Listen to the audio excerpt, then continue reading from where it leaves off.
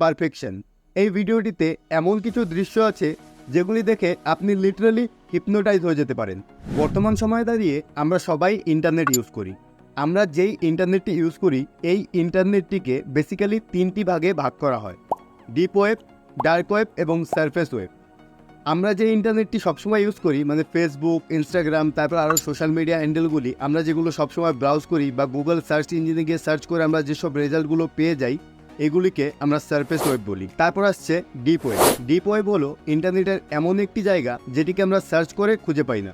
For example, আপনার যে কোনো একটি পরীক্ষার মার্কশিট যেটিকে আপনি সার্চ করলে পাবেন না, সেটিকে খোঁজার জন্য প্রপারলি আপনার রেজিস্ট্রেশন নাম্বার এবং রোল নাম্বার দুটিই দরকার, বা আপনার ব্যাঙ্ক অ্যাকাউন্টের মিনি স্টেটমেন্ট যেটি আপনাকে ব্যাঙ্ক থেকে প্রোভাইড করা হয়, বা আপনি ব্যাঙ্কের সার্ভারে গিয়ে সার্চ করে তারপর খুঁজে বের করেন এবং একটি পাসওয়ার্ড ইনসার্ট করে তারপর সেটিকে দেখতে পারেন। আর এই জিনিসগুলোই ডিপ ওয়েবে পড়ে। তারপর চলে আসছি ডার্ক ওয়েব, যেটি ইন্টারনেটের সব থেকে বড় স্পেস। বলতে পারেন আমরা যে পৃথিবীতে থাকি এর 3 ভাগ জল, 1 ভাগ স্থল। সেই রকমই ইন্টারনেটের 4 ভাগের মধ্যে 3 ভাগই ডার্ক ওয়েব পড়ে এবং 1 ভাগ সারফেস ওয়েব আমরা যেটিকে ব্রাউজ করি, এবং ডিপ ওয়েব যেটিকে আমরা সার্চ ইঞ্জিনে খুঁজে পাই না সেগুলি 1 ভাগে পড়ে। আর আজকের এই ভিডিওতে আমরা ডার্ক ওয়েবের সম্বন্ধে ডিটেলসে আলোচনা করব। ভিডিওটি আপনাদের জন্য ইন্টারেস্টিং হতে চলেছে, তাই পুরো ভিডিওটা না দেখে কেউ ভিডিওটি অর্ধেক ছেড়ে যাবেন না। বন্ধুরা, ডার্ক ওয়েব আমরা চাইলেই অ্যাক্সেস করতে পারি না। এটিকে অ্যাক্সেস করার জন্য একটি স্ট্রং ইন্টারনেট এবং একটি স্ট্রং পিসি, তার সাথে একটি খুব ক্যাপাবেল ব্রাউজার দরকার, যেই ব্রাউজারটি ডার্ক ওয়েবে যাওয়ার মতো ক্ষমতা রাখে। যেমন আপনারা ভিপিএন এর সম্বন্ধে সবাই জানেন। এই ভিপিএন দিয়ে আমরা সেই সব ওয়েবসাইটগুলো ব্রাউজ করতে পারি যেগুলি আমাদের দেশে ব্যান করা হয়েছে। আর এই রকমভাবেই ডার্ক ওয়েবে যাওয়ার জন্য একটি অন্যরকম ব্রাউজার দরকার। আর প্রসঙ্গ যখন ডার্ক ওয়েব ব্রাউজ করার, তখন টর বা অনিয়ন ব্রাউজার সব থেকে আগে। এই অনিয়ন ব্রাউজার আর আপনাদের পরিচিত মজিলা ফায়ারফক্স দুটি একই কোম্পানির আন্ডারে পড়ে। আপনারা হয়তো ভাবছেন অনিয়ন মানে পেঁয়াজ। এই টেকনোলজির মধ্যে এই পেঁয়াজ নামের ব্রাউজারটি আবার কেমন করে আসলো বলে দিচ্ছি।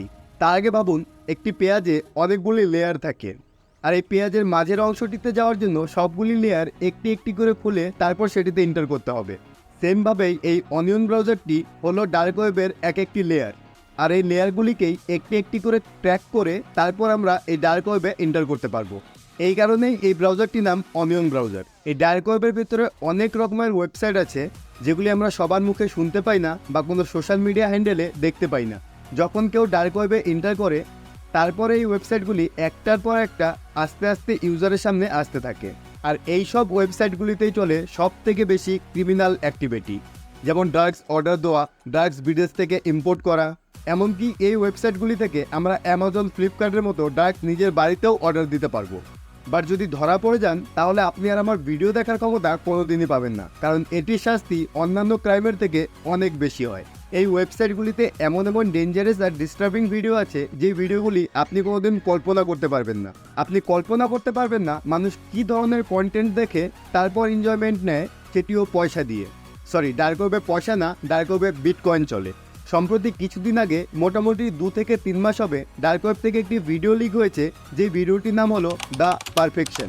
এই ভিডিওটিতে এমন কিছু দৃশ্য আছে যেগুলি দেখে আপনি লিটারালি হিপনোটাইজ হয়ে যেতে পারেন। এবং একটি উইকিপিডিয়া থেকে আমি একটা স্টোরি পড়েছি, যে স্টোরিটিতে এই ভিডিওটির শিকার হওয়া একটি রাইটার স্টোরিটি লিখেছে। রাইটারটি স্টোরিটি লেখার সময় নিজের নাম গোপন রেখেছে। আমরা ধরে নিই তার নাম মাইকেল। স্টোরিটিতে লেখা ছিল মাইকেলের কয়েকটি কাজিন তার বাড়িতে এসেছিল। বাড়িতে আসার পর তারা কয়েকটি হরর মুভি নিয়ে গল্প করছিল। তারপর মাইকেলের একটি ভাই মাইকেলকে বলে সে এমন একটি ওয়েবসাইটের নাম জানে, বা সে এমন একটি ওয়েবসাইট জানে যেই ওয়েবসাইটটিতে অনেক রকমের এই হরর কন্টেন্ট বা ডিস্টার্বিং কন্টেন্ট খুব বেশি পরিমাণে পাওয়া যায়, এবং সেগুলি দেখলে তাদের মানসিক ভারসাম্য হারিয়ে যেতে পারে। মাইকেল বা মাইকেলের কাজিন কিছু বলার আগেই সে সেই ওয়েবসাইটটিতে এন্টার করে যায়। তারপর তারা সেখান থেকে কয়েকটি ভিডিও দেখার পর এমন একটি টাইটেল দেখে, টাইটেলটির নাম ছিল দ্য পারফেকশন। তারপর সে সেই টাইটেলটি দেখে একটু অ্যাট্রাকটিভ হয়ে যায় এবং সেই টাইটেলটিতে ক্লিক করে দেয়। ক্লিক করার পর তারা এমন একটি ভিডিও দেখতে পায়, যে ভিডিওটিতে একটি অতি সুন্দরী মেয়ে তাদের দিকে এক নজরে তাকিয়ে থাকে এবং কিছুক্ষণ পর্যন্ত র্যান্ডমলি কিছু কথা নিয়ে আলোচনা করতে থাকে। ঠিক সেই সময় হঠাৎ করে একটি ব্ল্যাক স্ক্রিন আসে এবং ব্ল্যাক স্ক্রিনটার উপর একটি টাইটেল আসে, you can do this at home. তারপর আস্তে আস্তে সেখান থেকে একটি পিয়ানোর আওয়াজ আসতে থাকে এবং তখনই খুব জোরে একটি আওয়াজ হয়ে ডিসপ্লেটি অন হয় এবং দেখা যায় কেউ একজন একটি রক্তাক্ত ব্যাগ টেনে নিয়ে যাচ্ছে। তারপর ভিডিওটি আবার সেই আগের জায়গায় পৌঁছে যায় যেখানে মেয়েটি কিছু বলছিল। এখন মেয়েটি আর কিছু বলছে না, চুপচাপ বসে আছে এবং তাদের দিকেই তাকিয়ে আছে। এবং কিছুক্ষণ পর আবার একটি টাইটেল আসে, টাইটেলটি ছিল ইউ ক্যান ইউজ ইট। এবং আবার ডিসপ্লেটি আসার পর দেখা যায় একটি আলু ছোলার চপার তাদের সামনে পড়ে আছে এবং মেয়েটি সেটিকে হাতে নিয়ে তার নাকের ওপর থেকে ছোলা শুরু করে। কিন্তু এত কিছুর পরেও মেয়েটির চোখে কোনো রকম ইমপ্রেশন ছিল না। মেয়েটি র্যান্ডমলি যেমন কথা বলছিল সেইভাবেই তাদের দিকে তাকিয়ে আছে, যেখানে মেয়েটির খুব চিল্লানো দরকার ছিল বা মেয়েটির মুখ থেকে কান্নার আওয়াজ বেরোয়া দরকার ছিল। তখনই মাইকেল ফট করে শুনতে পায় তার পেছন থেকে তার কোনো একটি কাজিন ভমিটিং শুরু করেছে। কিন্তু মাইকেলের কোনো ক্ষমতা হচ্ছিল না যে সে পিছনে ঘুরে তাদেরকে দেখবে, কারণ মাইকেল ভিডিওটিতে এমনভাবে অ্যাট্রাকটিভ হয়ে গেছে যে সে তার ল্যাপটপ ডিসপ্লে থেকে চোখ সরাতে পারছে না। এরকম করতে করতে আস্তে আস্তে ভিডিওটি এক পর্যায়ে এমন জায়গায় গিয়ে থামে যেখানে মেয়েটির নাক আর দেখা যাচ্ছে না, শুধু মেয়েটির মুখে নাকের জায়গায় ট্রায়াঙ্গেল 3টি ফুটো আছে। লাস্ট পর্যায়ে মেয়েটি তার পুরো বডিটিকে ছুলে ফেলে এবং ভিডিওটি সেখানেই শেষ হয়ে যায়। ভিডিওটি শেষ হওয়ার পর মাইকেল তৎক্ষণাৎ দৌড়ে ঘরের থেকে বেরিয়ে যায় এবং তার দৃষ্টিশক্তিও হালকা ব্লার হয়ে গিয়েছিল। তারপর মাইকেল ঘরে ফিরে আসে। ঘরে ফিরে এসে দেখে তার কাজিন এবং কাজিনের ফ্রেন্ডের দুজনের ডেড বডি মাটিতে পড়ে আছে। তারা দুজনকে হত্যা করেছে।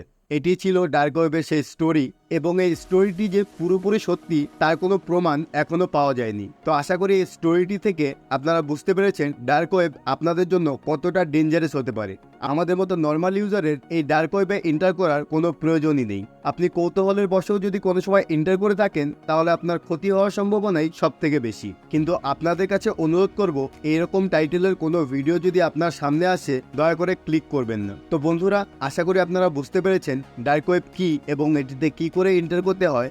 এই ডার্ক ওয়েবে এন্টার করার জন্য ফুল ডিটেল ভিডিও লাগলে অবশ্যই আমাকে কমেন্টে জানাবেন, তাহলে আমি আপনাদের জন্য ডার্ক ওয়েবে এন্টার করার একটি ফুল ডিটেল ভিডিও বানিয়ে আপলোড করে দেব। তো আজকের এই ভিডিওটি এই পর্যন্তই। ভিডিওটি ভালো লাগলে অবশ্যই লাইক করে যাবেন, আর এরকম ভিডিও আরও পেতে চাইলে চ্যানেলটিকে সাবস্ক্রাইব করে নিন। বাই, দেখা হচ্ছে পরের ভিডিওতে।